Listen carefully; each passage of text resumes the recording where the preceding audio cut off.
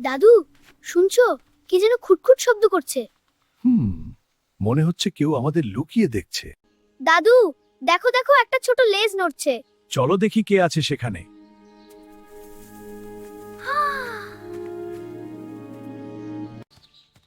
ভয় পেও না, আমি মিস্টার ইন্দুর। ওয়াও, তুমি তো খুব বন্ধুসুলভ।